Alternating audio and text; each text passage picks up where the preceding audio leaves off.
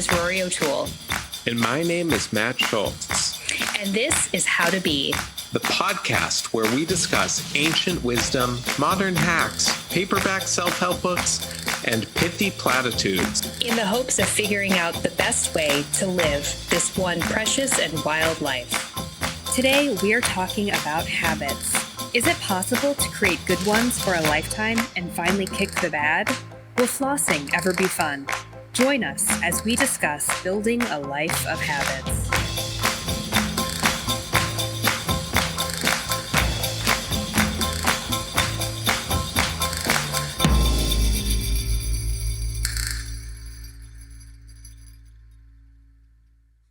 Hi, Matt. Hey, Roar. How are you today? Oh, I'm doing just fine. Oh, man. Okay, I'm glad to Doing hear my it. best. Okay, so I need I don't know if advice is the right word, but I would really appreciate some feedback, just sharing your thoughts. That's If what you I'm could here for. advise, but not give advice. I'll listen. I'll be a bouncing But an board. active listener. Okay. Backboard. I am bombing at work, by which I mean my jokes are not landing, and I cannot just help myself from making them. I have a compulsion. So, as you know, I recently started a new job, and my last job, I'd been there for a long time. I had a small team, and they were, happy to indulge me I felt ya. most of the time. I don't know if they felt me, but they were, a polite audience. Mhm. Recently, I made this joke, and oh, the crickets that were singing. Do you have the joke ready for us? Yeah, it's ready. Okay. Let me know what you think. Okay. So I have this coworker. She's a little bit younger than me. She's in her late 20s, and she's talking about like a bunch of weddings she has to go to. And I said, "Oh, well, now that I'm in my mid 30s, all the weddings are over. I guess I have to wait till everyone gets divorced and marries again." That's the joke? Yeah. I don't even know. Is that a joke? I'm not. I thought you were supposed to say yes and. Um, this is my yes and. I laughed. It was supposed to be, obviously that's a joke. Like, I'm not, you know what I mean? I don't know. It's like I feel like I have to wait till people get divorced and then go to the next wedding. I feel like that's just an observation. It was said with humor, though. I hope my friends don't get divorced, obviously. I don't know. I think you may want to examine the delivery. That just sounds like a little bit of, No, that's a joke. That's office joke right there. Now I have to wait for their second weddings. Actually, that's how I said it. I have to wait for. Okay. It's okay. Here's my question. You do not like my response right now. Now, could you tell the joke? First of all, I don't think you should be, quote, telling jokes at the office. I cannot help it. Like, they come into my brain and they come out of my mouth. I know, but it's a little too much like it's a joke. It's like like a yuck. But here's the one joke that you should tell. This is one of your best jokes. Can you tell that Jewish joke that your dad told? Because the thing about this joke is that the story of the joke is a joke and could be a classic joke. I've told the story of the joke, not the joke. But in order to tell the story of the joke, you have to tell the joke. Exactly. But that's what's great about it. The actual joke then becomes the setup for an even greater joke. Now I have to tell the joke because you said it. Yeah. So please. Okay. Please Okay, great. Let me get an abridged version here. So at my brother's rehearsal dinner, my dad gave a very nice speech, okay? And then, of course, he had to ruin it by telling a joke. Like a joke, classic joke, okay? Real yuck. So he sets up the joke by saying two Jews at the Jewish retirement home. And he gave them names, right? He was like, yeah, they were named Mrs. Cohen and like Mr. like Shapiro. golden. It was Shapiro. It was Shapiro. Something like it was Shapiro. Mrs. Cohen was at so he's setting up this Jewish joke. Okay, so this is the joke. Mrs. Cohen, she decided she was going to get into prostitution. So Mr. Shapiro came by and he said, "What are your prices?" Mrs. Cohen says, well, it's $5 for the floor, $10 standing up, and $20 for the bed. And Mr. Cohen says, "Okay, here's $20." And she said, "Okay, you want to do it on the bed?" And he says, "No, I want to do it 4 times on the floor." So obviously, by the end of the joke, it's not a Jewish joke. It's like a raunchy old person sex joke. Yeah, the Jewishness is not played in. Yeah. So after he gave his speech, like I asked him, I said, "Dad, why is this a Jewish joke?" No, you're messing it up. You said, "Dad, why are their names Cohen and Shapiro?" No, And this is said, it. "They're Jewish, Roar." No, I said, "Dad, why is it a Jewish joke?" And he said, "Because their names are Cohen and Shapiro." I think it's better the other way for the retell. Dad, so this is how it becomes a classic joke. You tell the whole joke. You go, by the end of the joke, the Jewishness hadn't even come into play. So I go up to him and I say, "Dad, why the hell did you say that their names are Cohen and Shapiro?" And then your dad says, "Because they're Jewish, Roar." Like, Yeah, I think it works better the other way. We'll let our listeners decide. And then I went up to my dad and I said, "Dad, why did they have to be Jewish?" "Because their names are Cohen and Shapiro." I guess it works out. Yeah, I think that's good too. And that's the way it really did happen. And, my poor brother endured that, but that's, his fault for getting married with a dad like that. Anyway, my dad is a man of many habits. Tell that one at work. You'll have them on the edge of their seats. My coworker who's currently chaperoning Birthright would really appreciate it. I think she might. Matt, what are we here to talk about today? Not my dad's Jewish jokes, of which I'm sure he has many others. Just jokes where the inhabitants of the universe of the joke happen to be Jews. And you can't change it. That's just who they are. It's a true story he was telling me. Today we're talking about a subject near and dear to my heart, habits, the life of the habit. Specifically, I mean, we read this book for today called Atomic Habits.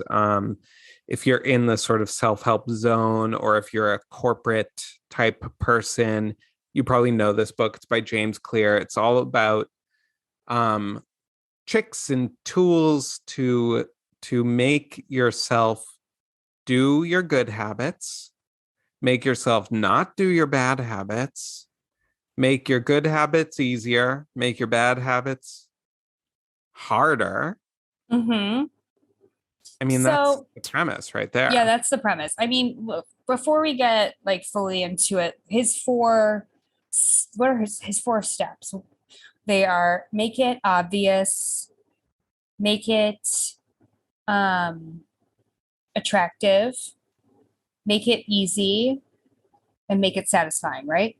Yes. Okay. And then the opposite of that for bad habits: make it hard. Put the Krispy Kreme donuts on the top shelf where you don't see them. Put the soda in the back of the fridge where you don't see it. Don't buy soda. That's like next. There are all sorts of different levels that this could play out at. So make it difficult, make it not rewarding. I don't know. I forget how that works. Make it is the first step make it obvious or make it easy? I think it's make it obvious.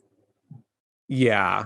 Okay. So the opposite of obvious, make it not invisible. Obvious. Make it, yeah, actually, I Yeah, think he that's what he does talk says. about that. Make it invisible. Um, and yeah, there's a lot of talk of like, after you watch the TV show, put the TV back in the box it came in from Best Buy and put it under your bed. And then And when you wrap want to it watch like a another, Christmas present. yeah, when you want to watch another show, you take the box out of the styrofoam again. And like, I gotta say, I'm like, that's the category of stuff that I'm like, that was my least favorite category of advice in the book, Which because was make it invisible or make it easy, just or both sides of that coin. like there are okay, like there are times when I've like wanted to like stop using Grinder, so I'll like delete Grinder, but not just delete Grinder, like delete my account, to Mm-hmm. make it hard for myself. Well, guess what? Then when your lower self surges up again and wants to use Grinder, now you have this annoying chore that your past you, like, I guess what I'm saying is like it's not really going to stop you from watching another show. It is going to make it unpleasant. And I don't like the idea of us like setting these booby traps for our future selves. It sounds, I think it's mean spirited, actually. Well, I mean, this speaks to a greater thing or greater aspect that I wanted to talk about, which is like these selves within the one self, the self that for me wants to wake up early and the self that's sleeping, and how every morning they're in battle with each other. They're armored up, and Yes. who Well, always wins? The self um, that wants to keep sleeping. in my Sam Harris book that I'm reading right now, The Moral Landscape, which, as you know, I have a great many thoughts and questions about that I've been trying to get the author's attention for on Twitter. I'm like, hello, I have questions about your book. But at one point, he discusses that very issue, and he's like, it might be best to sort of think of the self as a council of past, present, and future selves who Mm. do are certainly not unified in their interests, but do have some shared interests and understand each other at the very least, or they Mm-hmm. understand the future self understands that he's going to inherit the fruits of his actions as future self. Yeah, that's interesting. I think I'm pretty good in, like, let's say 85% of areas as like setting my future self up for happiness. Mhm.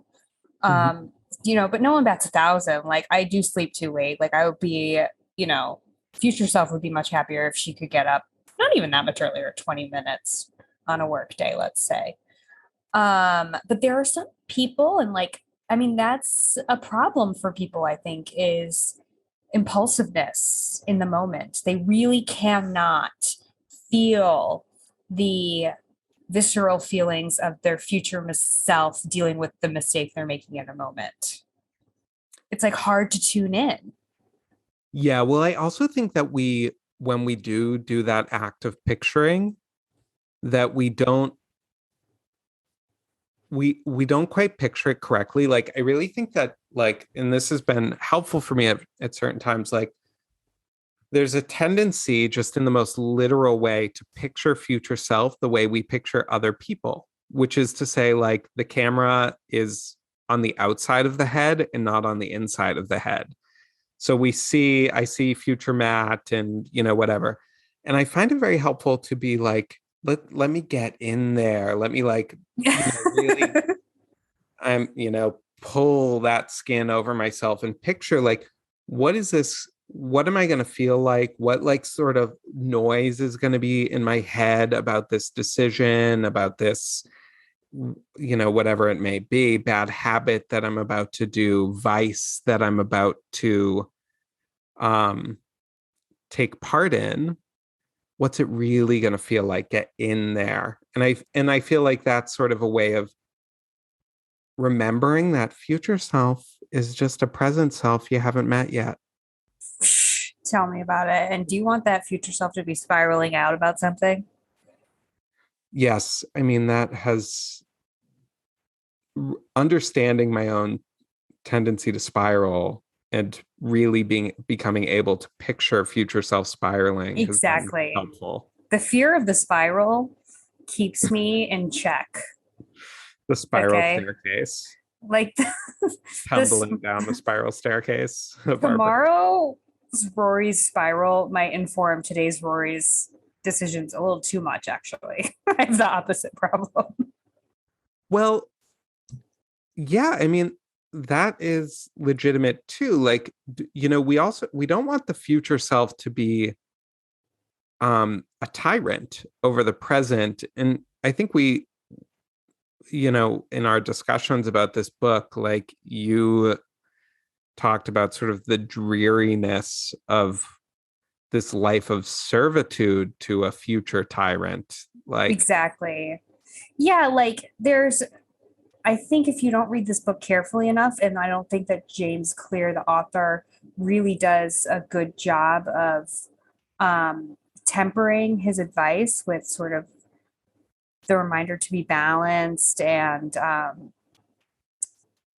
I think that it could get these habits the rigidity around them can get out of control in the wrong hands. So, for example, one of his tenets is to like be as in control of your environment as you possibly can be. So don't like if you don't want to, eat if you want to eat more healthy, don't have junk food in the house. If you want to start running, put your shoes in the middle of the bathroom or the middle of your shower so you see them when you take a shower in the morning. And it's about exerting extreme control over your environment. And it's like, that's not the answer to life. I'll tell you that much. Having more control over your environment.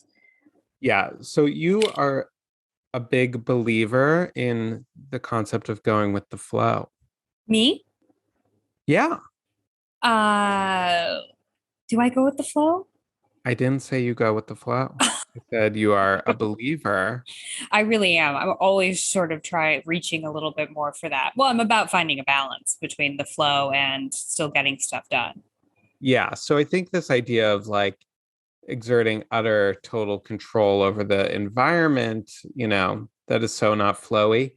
And this is a book about getting stuff done. It's not necessarily about psychological health. I No. mean, it's definitely not. So that element, that sort of exerting total control, that is psychologically unhealthy. And as I've mentioned, I think the whole like all of the stuff that's about like booby trapping or tricking yourself into doing things, like that seems like a really exhausting way to live your life, and it's sort of an exhausting relationship to have with yourself. Yeah. Can you give an example for our listeners about like the booby traps he kind of suggests in the book? Oh, okay. So like signing a contract that you have to like pay someone $500 if you don't go to the gym every day for a month. Yeah, that was a real life example he gave, like lauding it, like thinking that was a genius idea. Yeah, if you go to jamesclear.com, you can download a template of that contract. I'm shaking my head no. Like Shaking my head. the tedium of having that relationship with your daily life and with yourself. Is life not for experiencing joy? I think it is. I mean, but at the same time, I do appreciate the desire to cultivate habits in your life because a life with no structure, I can think can be maybe wanton, sort of Hmm. you're not fully engaged with your life sometimes that way as well. That's true, but I was much more into his carrot ideas rather than his stick ideas. So, we took on habits to try this out. I mean, I took on like 70 habits because I'm on summer break right now. My whole life is like modules and habits, self-imposed structure really gives me a thrill, a almost perverse thrill. But one of the habits I took on was meditation. Now, how do I get myself to meditate? I've always wanted to be a meditator. I don't do it. Well, what did James Clear give me that has allowed me to meditate every single day for these 2 to 3 weeks, whatever it's been, sometimes more than once a day? I seduce myself. I come into my room, I put on sexy underwater aquarium lighting, blues, reds, twinkle lights, maybe light a candle. I put on sensual, vibey music, maybe a 10-hour singing bowl YouTube video or some William Basinski. I slip into my kimono. And then guess what? I've just transformed myself into a new person. And this person, this kimono boy, it's not hard for him to meditate. It's what he does. Yeah. So what you're talking about, I think you're talking about two things. One is the rule, make it satisfying. So, there are ways that you can take habits that are very unappealing and make them more appealing, enhancing them, if you will, seducing yourself into meditation as opposed to making it this rigid thing on your to-do list. Finding a way to make yourself, even look forward to it, let's say. Yeah, but I think it's also the rule that I was really channeling is he talks about that there are these like moments of consequence where, I think of it as like getting in a barrel and going over a waterfall. Now, it's easy to get into a barrel, it's hard to go over a waterfall. But if you just, once you've made the easy decision to get in the barrel, going over the falls just happens. So, like, he talks about, like, what is this example you're using? A barrel and a waterfall? Is that like a common trope? Yeah, people go over like Niagara Falls in a barrel. What? Really? Yeah. Who? Like thrill Crazy seekers? People. Yeah, thrills like 19 people in like the 1920s, I think. They would get into like a barrel. What Yeah, was in those? What did they keep in those barrels ever? Whiskey. Wheat? What? Oh, Definitely not wheat. It's for a liquid. It's for liquid. It's for liquid. Okay. They'd get in a whiskey barrel and float down the Niagara. No, jump down the Niagara. They go over the falls. Yeah. Woo. And they survived. I guess I'll look into this, but I don't think they all survived. okay, so you getting in the barrel is easy, and then you take the long plunge. Yeah. So like Getting in the kimono is easy. Exactly. And then the kimono makes the next move. It's kind of like that saying, like, you take the first drink, the first drink takes the second drink, and the third drink takes you. So that's like how it works with a bad habit, binge drinking. But with a good habit, it's like you put on the kimono holds your hand. Well, meditation sends you to nirvana. Well, this also speaks to a good point that he had, and I think that it has helped me cultivate good habits and get rid of bad ones. Is really what you need to be successful with a habit is to have a shift in identity. So you're shifting yourself from day Matt, who just, lives life, walks 3 hours a day, modules his life up, to goddess hour Matt, who's slipping his kimono on. You have the identity of someone who takes sensual meditation breaks at the end of the day. Yes. And that has worked for me before because like there was, in my early 30s, I wasn't doing any exercise. And I was like, I can't be someone who has no working out, no physical activity in their life, living this like sedentary job, no activity on the weekend. You know what I mean? Like I wasn't living an active lifestyle. Not that I live an active lifestyle now. Okay. I don't know. But that identity was like one that I didn't want anymore. So I was like, oh, I have to start like doing something for, my physical health, to keep the body in motion. Exactly. So I found yoga, and like, I would never consider myself a yogi, but I would consider myself someone who like has some level of movement consistency in their life, consistently in their life. And I think that as long as we have these egoic selves, we might as well put them to use, dragging us towards the good life. Mm-hmm. Also, one might employ their sense of self-righteousness, if we want to feel a little superior to those around us. That can, which, Absolutely. That's why I became a dirty person to now I'm a clean person. yeah, you wanted to be able to feel superior. I want someone to be able to pop by my house at any time. I don't know they're coming over. They walk into my house. This has never happened. And they say, oh, they think in their head. They don't even just say it. I know they're thinking it.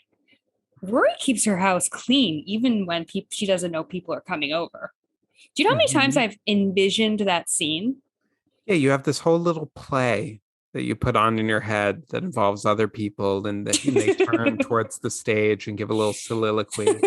About how clean my living room is. Then they go home and they feel like inspired by me. Yeah, and absolutely. And I think also maybe might it also involve being able to look at someone else's home and saying, I never, you know, don't we get a little joy out of that every once in a while? It's a guilty joy. It's a little Schadenfreude.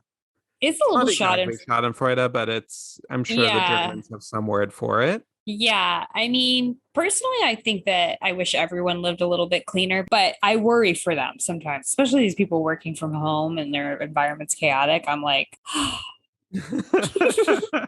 but there we go, the righteousness. The righteousness right there. I mean, there. Yeah, and I think, like this, I have a little play that I put on where I call myself a doer of things. Matt's a doer of things. He just does things. I don't know who's saying this, other people and a chorus of people in my head. It's like the townsfolk in Beauty and the Beast singing to Belle. Look at Matt taking out the garbage. Yeah, Just you. someone who sees something and takes care of it right away. Mhm. And literally every time I do it, I feel so proud of myself that I bring out this entire French village to sing for me. This book has I could have written this book You because I there I think that you would have written a better book, a more generous book. maybe I will. Maybe I will. Absolutely. I am Yeah. a writer. Mhm. Um, but this book is two of its main points are things that I've been saying for years, but I think I say it in more vivid language. As a Um, writer. yeah, I'm not just a master of modules and a king of habits, a habit king. So one of them is something that my veterinarian said to me, my cat's my dearly departed cat's veterinarian, which is we don't train cats. We set things up so that things go well for them. What does that mean? Mhm. It means that life isn't always just about battling with the self. Sometimes the self is an untamable beast, and the best thing we can do is understand its nature and then set up our life to be in accordance with that nature and in accordance with our goals. So it's not about dragging yourself to the gym each day and forcing yourself to do all these different things, but having a home and a lifestyle that actually within that context you make good decisions and you have good habits. Okay, so yes, agreed. And I want to talk about that because where do we find the balance between doing things that we don't enjoy because we know they're good for us versus living a joyful, pleasurable life? I think James Clear in this book isn't very clear about that. I don't think that everyone should read this book and come up with like 20 things that they really want to do, all of which they haven't done because they hate them so much. I don't think your life should be about creating an environment where it's slightly easier to do the things that you hate. Now, that being said, there are things in life that you have to do, or that not you don't have to do anything. There are things in life that, you should your quality of life might improve if you are able to sort of integrate that into these things into your life in a way that is somewhat less. I don't even want to go so far as to say enjoyable, but causes less suffering. So, for example, say you want to exercise or move your body more. like I was saying I wanted to do, Mhm. and how I found yoga. For years and years, I would just try and force myself into running. And I would put on the running shoes as soon as I got home from work. Which is advice that he would definitely give. But I never stuck with it, no matter how much I habit stacked or took his advice to make it more satisfying, listening to music, listening to podcasts, because I don't enjoy running. There has to be some level of harmony that these habits sort of fit into your life, in a way that you find amenable. So, Well, I what was I think really you trying nailed to? it the other Yeah, day. You came up with a rule. yeah. Well, the rule I said was, what was the rule? If you hate it, you can only do things that you hate for under 10 minutes a day. Yes, you can only, okay. Yes, you can only do things that you hate for under 10 minutes a day, but keep the list of things that you really hate as short as you possibly can. So for me, I felt like you have this long list of things that you hate, right? I have like maybe 10 daily, not even, whatever. My example is flossing. I really hate flossing, but I think flossing is very important. I had a bad experience at, um, the dentist, and it scared me straight. Okay. So now I floss. And how one of the ways I started flossing was not many years ago, 5 years ago or something. I said, Matt, how do I floss more? And you iterated to me a tenet that James Clear very much so pushes. You said, what did you say to me? Put the floss where you can see it. Exactly. That's the second thing that, you have originated that he also, says in his book. Yeah, and I don't just mean that about floss. I mean it universally. Obviously, it's very true for floss, but also, Yeah, why is that floss hiding in my cabinet? It needs to be right out there, yeah, let the calling floss to me like a suggest itself. siren. Yes, the floss you should be communicating with the floss. The floss will be like, "Come here." Now, I went to the dentist today This was a much anticipated dental visit for Matt because because it's been 2 years. he's been 2 years, and he told, as I still complain about flossing, okay, because I hate it, but I have to do it. Matt also gave me the advice recently to just stop flossing. You don't have to do it. And I said, well, let's see what happens when you go to the dentist, what the dentist says. So what did the Yeah, so dentist say this to is you? either going to be this is going to be an I told you so moment because I've been like I'm going to be fine and you're like you're going to have a big mouthful of cavities and you're going to come crying to me. And I actually think that you've been a little bit gleefully waiting for me to get bad news. I know I detected a bit of eager Christmas Eve Well, I anticipation. will say that at a certain point, your hubris was vexing to me. Oh, my teeth. No, no, I have special Matt teeth. So now I'm wondering who's going to say I told you so, you or me? You. I have two cavities. Two? That's not bad. It's That's not not bad. as bad.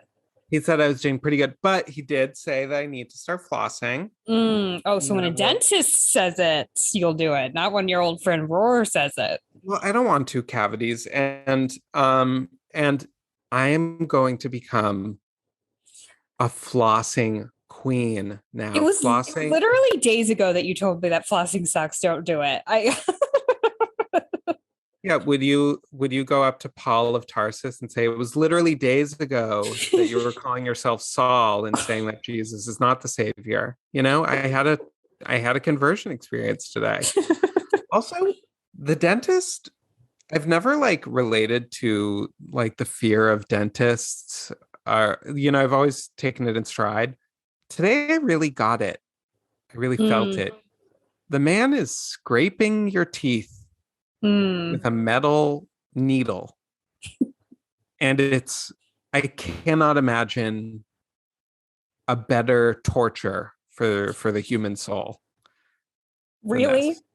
this. Oh, That's the torture? You need to go to the I mean, torture museum in, Italy that I had to go to on a field trip once. I would never. That would give me such intrusive thoughts of such images afterwards. No, I can certainly picture worse tortures, but I was like, I was really, I mean, thank goodness for my newfound meditation skills. I was doing some real centering breathing and just trying to, Mm-hmm. I was so in my teeth. My consciousness was right in my teeth. So I was like, you know what? I'm not just a mouth right now. I'm also arms. I'm also legs. Can I inhabit this whole body? Did you wear And your that kimono? I did not, but Were you like, but Doc, I need to set the mood lighting here. I it need the was mood lighting really to say, I go to the dentist. hello world. My name's Matt and I go to the dentist and I floss. But they did have soothing goddess music in the lobby along with Mm. images of sea life. What's that flat thing that The what's that stingray? stingray? Beautiful the way they move. Mm-hmm. I would like to be Haunting. a stingray. Yeah, That was your dentist trip. That's all, everyone in their 30s has a dentist trip like this. I'll tell you that much. In your 20s, the arrogance, the arrogance. it catches up with you. Okay.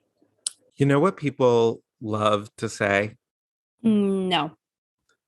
People love to say like it takes 21 days for a new habit to be formed.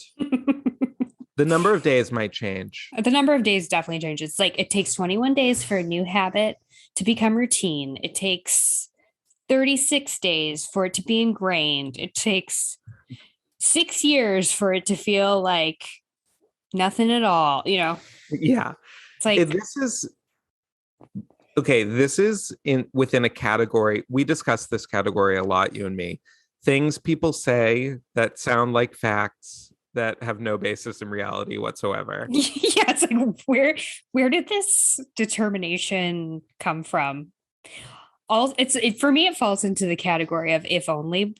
Yeah, if only it was just a certain number of days of doing it that would make it so ingrained in you that it becomes effortless and you don't even need to think about it anymore. Yeah, it's very wish fulfillment because obviously, like, there's some habits that you do your whole life faithfully, and And they're still a pain in the ass. yeah, like push-ups for you. Ah, yes. Yeah. Years and years of wrestling with myself to do them. Still waiting for, maybe it'll be maybe someday I'll write a book called 70,000 days to form a habit. Maybe after 70,000 days it'll click. But it's also that category of things like the most stressful things that happen in a person's life. Moving, Yes. a breakup. What are they? It's like divorce, death, and somehow moving got in there.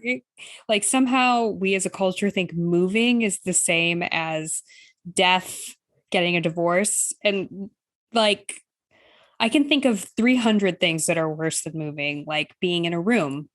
Being a Yeah, woman locked in a room is probably the most stressful thing you could experience. Well, she had to move there. That's moving.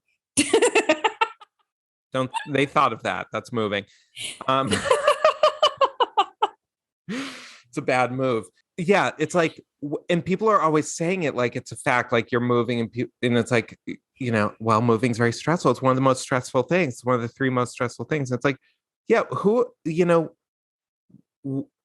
what didn't qualify for this list? Like getting a cancer diagnosis, losing a leg, like there's so many.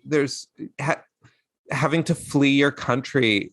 Is that moving? Maybe that also falls under moving. Like there's so many things unfortunately for humans, the limit does not exist really on Yeah, what. for things, the limit of things that are way worse than moving, it feels almost infinite. Yeah, and I'm not just talking about like rare cases. Like there are plenty of things that happen to a lot of people that are much more stressful than that. But anyways, this is all beside the point. The point is that people love to repeat these pieces of folk wisdom Mm-hmm. as if like there was a double blind experiment at some point that confirmed it. Yeah. And there's the days of the habits. There is no amount of days that will make a habit Stick with you forever. Yeah. And I think actually this book is kind of getting at that. Like, that's why you really have to put in a lot of effort and thought into making it easy and attractive, because it's always going to be easier to not do these things than to do them. Yeah. Absolutely. Our friend Alexa asked me once, she said, is life school for you? By which she meant, like, are you someone who lives life as if life itself is a school? So there's like people who just live life, presumably. And then there's people who are like, you know me, like I have little modules for myself throughout the day. I have learning goals. I have reading lists. I have all sorts of objectives. Like recently, we were talking about how I'm like, I don't feel familiar enough with Shakespeare. So, like, I'm going to Get do that that. on your syllabus. Yeah. And it's like, why? Like, what need have I of Shakespeare? It's purely just an attitude towards life that life is some kind of school. And I think of this attitude as being deeply connected to my love of the life of habits. Because even on this spacious summer vacation that I'm on, it's all about the modules. It's all about having my little gym class, having my little English class, having my little, stacking those modules throughout the day. Yeah. I don't know. Would you say I'm someone for whom life is school, or I'm not like you? What do you think? Well, I guess I don't quite understand it. Like, I guess what you're saying is, are you someone who creates like a syllabus for yourself and like sort of checks the things off the list? And what's the alternative? Like being aimless? You just wake up every day and say, we'll see. Well, no, not being aimless. Like people can go about their lives and not have a syllabus, but still have a career and a relationship Mm, and, you know, and read books also, but like not being like, I need to get my Shakespeare, like it's a different attitude of making little classes for yeah. yourself. I would say overall my life is not cluttered with goals like that. No. No, Not really. I mean, I do have things here and there, but certainly not to the extent that you do.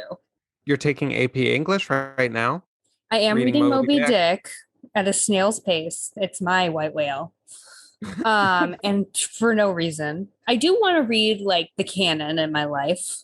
I give myself ample time to do it though, obviously, Mhm. between now and death. There are things that I Yeah. want my life to be made up of, but I'm not as like, I'm really not goal oriented, like in such a substantial way. Now, that being said, I do live a very intentional life, Mm. which you told me Mhm. once. Oh, no, you told me I go through my life with a certain degree of certainty. Yeah, you do. I'm pretty intentional with my life, but it doesn't have to do with like checking things off a list as much. Well, I don't think life as a school is also about checking things off a list. Hmm. I don't think that's necessarily the posture one must take towards it, but perhaps it can be. I don't, maybe I don't understand life as a school. It is what it is. I think you do get it. I think you do get it. You think I'm okay? So that's a good question. Do you think I'm lying about not getting it, or you think that like you think that I think there's more to it, and you're like there isn't? There isn't more. Yeah, I think Yeah, it's just okay. like that. Okay. Well, for me, life is a dance, dancing with the wind. Now, I want to talk about habits we created or like bad habits we kicked before we read this book. Okay. So he says you have to take self discipline out of it. Like self discipline will never get you there. He believes that we are all weak willed, I guess. Um, and so his first law is make it obvious, second, make it attractive, third, make it satisfying, or make it easy, fourth, make it satisfying. So, it's interesting that he says that take self discipline out of it because a lot of times I think he is really talking about self-discipline. Like when he says, when you go to a restaurant, ask them to put half of your meal in a to-go container before you get it. Like that's self-discipline. When you go, if you want to inspire yourself to go for a run, only listen to your favorite podcast when you run. Like that's self-discipline to do that, to not listen to it, whenever you want to. Because I think he's saying use self-discipline when it's easy to use self-discipline. It's much easier to say something to a waitress than it is to literally stop yourself when there's still food on the plate in front of you. There's like something so animal about. Yeah, absolutely. Like your interpretation might be what he means, but that's not what he says in the book. Do you know what I mean? No, he actually does say that. He says that there are critical moments when we can exert a little energy that will buy us a lot later. And there are other moments where it's really hard to exert that energy. But do you see how what I'm You want to kill saying? me. Do you see how what I'm saying isn't what you said? Because he I know. explicitly says you do not use self-discipline. Self-discipline will not work. And what I'm saying is is talking about self-discipline, but he's just pretending like he's not. He's calling it exerting energy instead. I mean, I think that what he's talking about is not having a battle with your will. And I think that I think that the restaurant thing, like having the waitress box up your food beforehand, like, yeah, like everything, every action a human does intentionally is self-discipline. But when you say it to the waitress before the food is there, you don't have to battle with yourself. Like, yeah, that's like, that's fine if that's what he means, but that's not what he says. well, you're deciding that is self-discipline, and that is what he says. I don't think he. So you don't think being like, okay, I'm not going to read any tabloids, that's another one, any celebrity gossip until I'm on the treadmill at the gym, you think that isn't self-discipline? I mean, maybe it is, but I don't think it's. I think you're slightly deliberately misunderstanding what he's saying. I think he's No. trying to take willpower out of the equation so that you're exactly. not like and that's with your own hand. But that's exactly my point. You can't take willpower out of the equation. So I don't know why he says that. Because you can, by having the waitress box up the food beforehand, by having the. What you're talking about is willpower. It's just placed in a different spot. It's not placed on the plate. It's placed with the waitress.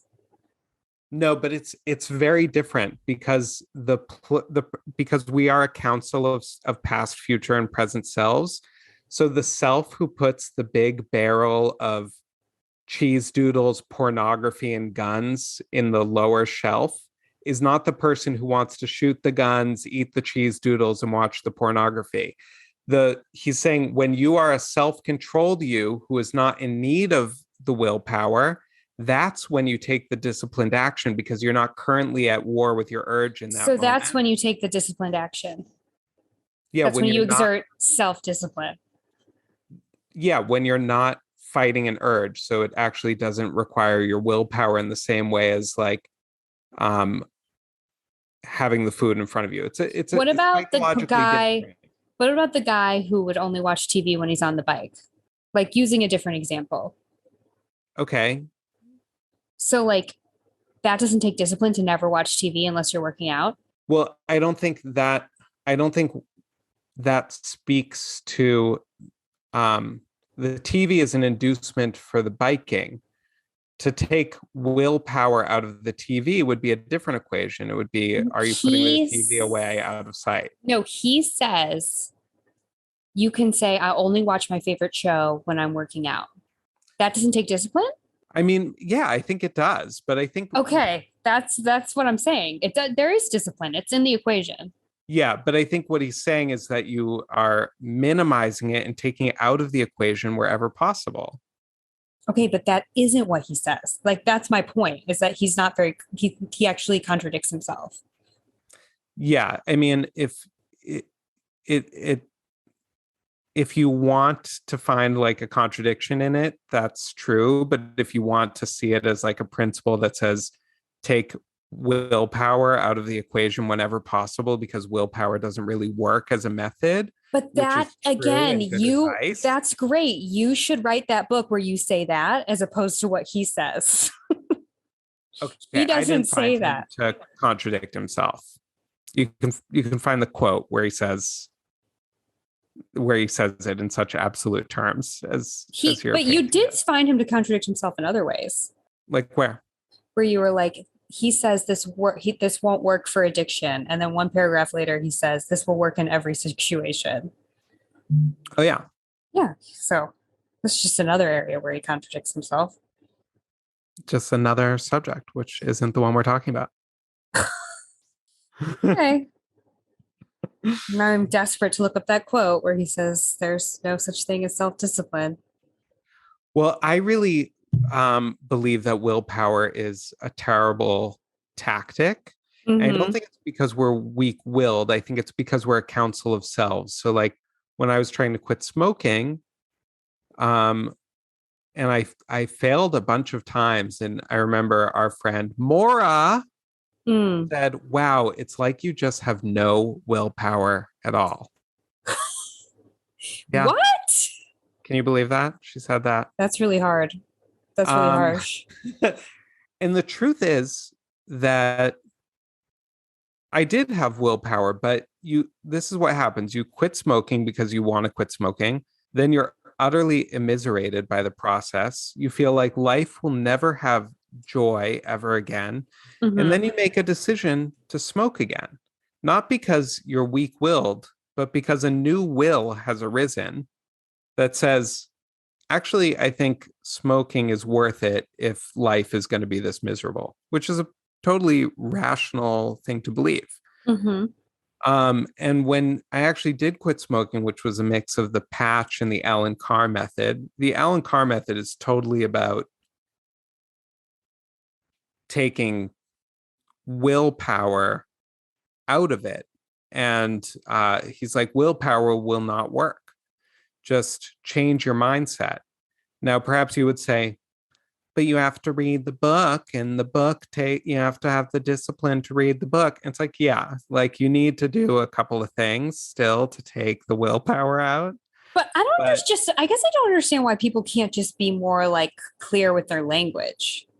I mean, he's because I getting think the paid to write principle, this book. I think the principle of the thing is to take is to stop wrestling with yourself in this like willpower just bearing down on yourself way I just and don't know rather why you about can't just setting say it things up. better. Just say it better. Okay. That's what I'm saying. You know, like you could say, yes, you do have to read this book. Get ahead of the problem, get ahead of the criticisms. Hmm. You know, that's the thing about this book. It's like you are a believer and I'm a skeptic. Yeah, what would like the fans of James Clear be called? I'm clear-headed. Yeah, I'm a little bit more like, you know, it's not an attractive life to me either. Like when I was reading this book, I was like, you know, we were both trying to cultivate these habits, and I felt like my life was one big to-do list, you know, and I didn't enjoy that. Yeah, and I love that. Like I get absolutely high from like a day of perfectly executed habits. Sometimes like Yeah. if I like really nail my nighttime routine, I'm like it makes me too giddy to sleep. Like I've actually realized that I need like a sloppier night to get to bed because if I like really hit every point and I like even remember to like set up the stuff for the coffee tomorrow and like everything's in its place, I just can't go to bed after that because it's like I'm so geared up from this like thrilling, perfectly, it's like the scene in it's like the final scene in Black Swan when she really like becomes the Black Swan and dances the dance with like her full powers. Yeah, it's interesting because it's like we don't live such different lives. Like we engage in such similar activities. Hmm. You know, we both like clean all the time. We both, you know, you take longer walks than me, but we both are walkers. You know, we both started meditating, but we have such different sensibilities about it, I Yes. I get carried think. away though. I'm not clear-headed. I'm carried away. And yeah, I get really swept up in it. I got really swept up in Atomic Habits. I mean, and you said this too, like if you want better habits, just read this book because it will jazz you up. It will jazz you up. And for me, it made me feel so guilty when I was reading it that I hadn't flossed that day, that I would just get up in the middle of reading it, floss real quick, and come back to it. So just be constantly reading this book and you will go to the gym. Yeah. I mean, but how did you make the floss attractive and satisfying? I don't. It's not. You told me to listen to a podcast. I probably should, but I haven't been. Yeah, I mean, and now that I'm gonna start flossing, it's like, will flossing be part of goddess hour? The dentist did say that the before bed floss is most important, but I think it's the floss you do. The before bed floss. Does he imply that there should be a 2-day floss? 2 a day? He was like, if you only do one floss a day, may it be the before bed one. And it's like, and then he flossed me. Have I ever told you?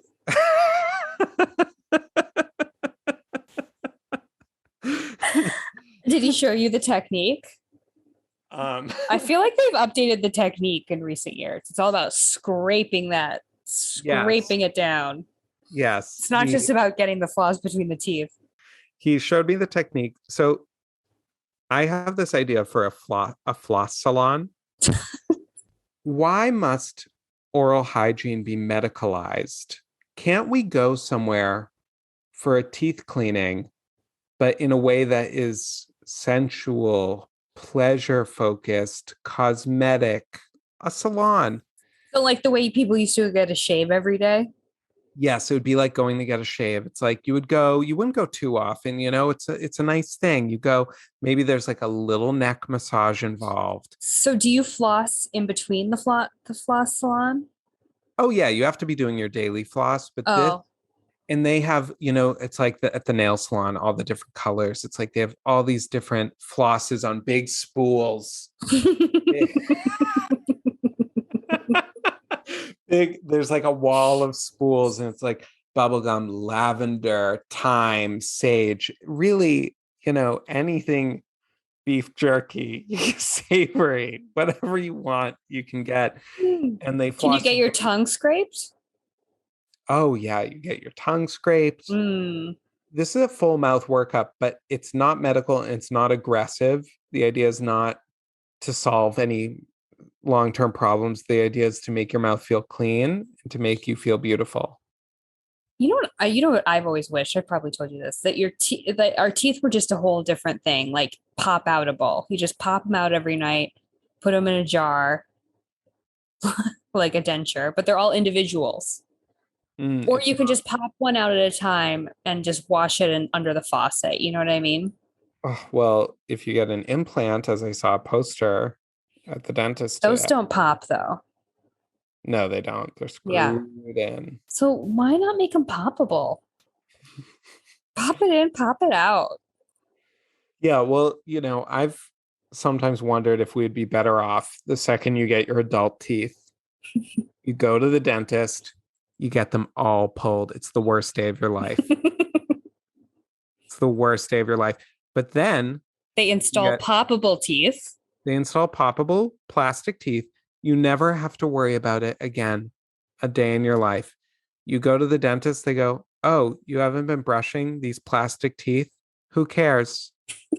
Here's a lollipop. Pop it out. Replace it." Yeah, they'll be $12.99. They're cheap. I love this new world where they're cheap. I think our version of habits is better than James Clear's. I think it's set things up.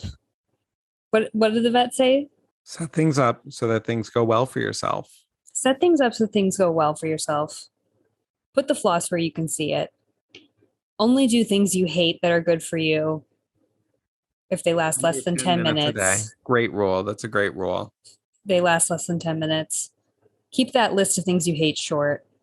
Like with my workout, my daily workout, I hate doing push-ups, but I do them for under 10 minutes. Mm-hmm. The rest of the workout, I don't like it, but I don't hate it. It doesn't make me miserable. There you go, the 10-minute rule. The 10-minute rule. There we have it. And don't make your life like 110-minute things. But anyway, I don't need to say that. You get it. Yeah, how many do we have a rule for that though? How many 10-minute things you can have? Um, it has to be less than 5. Yeah, under an hour of hatred. Yeah, under an hour of hatred. That doesn't mean everything has to be something you love. It just No, means no. You can only abject have, misery. yeah, the hatred list has to be small. Like you really have to hate it. Like the way I hate flossing. And 5 is probably honestly, you're pushing it. Under 5. Okay, so up to 4. Up to 4. That's a weird way of saying it. Sorry. So yeah, everyone try these rules and let us know how it goes. Let us know if it goes better than reading Atomic Habits. I really would recommend this book for people who maybe there's one or two things in their lives that they think they really want to cultivate. They think it would make their lives better, more enjoyable, more, give themselves healthier in mind, body, spirit. I would recommend this book. I think it's a really good start, but also, just don't get too extreme with it. That would be my advice. Great advice. And if you want to quit smoking, read Alan Carr. Yeah. Housekeeping. A listener of the podcast, Noi in Israel, pointed out to me that this quote about the void from Sarah Silverman is actually a quote from her character, Geraldine, in Take This Waltz. I somehow remember her saying it in an interview. Maybe she was quoting her own character. Well, I've seen that movie. It's a great movie. Everyone should watch it. She plays a side character in it, but I love it. It's a sweet little movie. So yeah, I'm gonna watch that because I saw her say it somewhere else. So I think she quoted the movie, referenced it. Anyways, love her. And the other thing that I want to say is that dear friend of the How to Be podcast, dear friends of the How to Be podcast, Zach and Marissa Schultz, my brother and my sister-in-law, Brothy Schultz. Brothy Schultz and Sissy Schultz sponsored a trip to the sensory deprivation tank. Sponsored a boy's journey into a sense-free life, a sense-free moment. A sensory moment, and not for me. Tell us about it a little bit. Okay, so it's salty. Okay, that makes sense. Think it's going to be quiet, but the sound of your own heartbeat and breath pounding in your ears is awful. Yikes. Scary. I had no visions. You were in it for the visions, is the thing.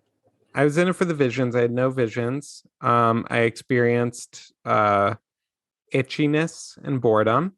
And now I'm going to tell you the worst part, which is that there was a sign on the door that said, "Oh no.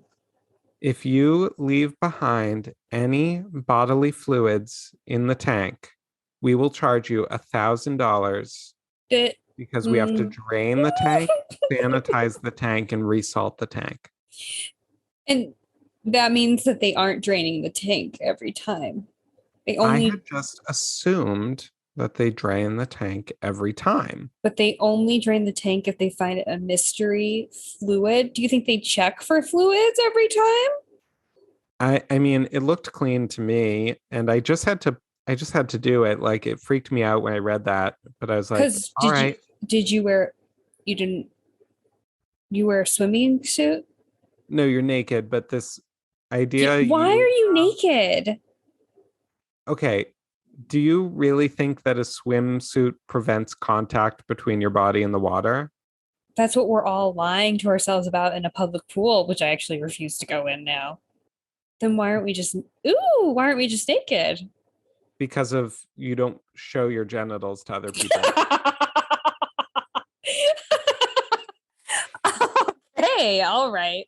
Well, that is upsetting to me. And, talk about not going with the flow in life. Like getting in a public pool is always a little bit of I have to hype myself up. I have to try and be like, you have to live a normative life.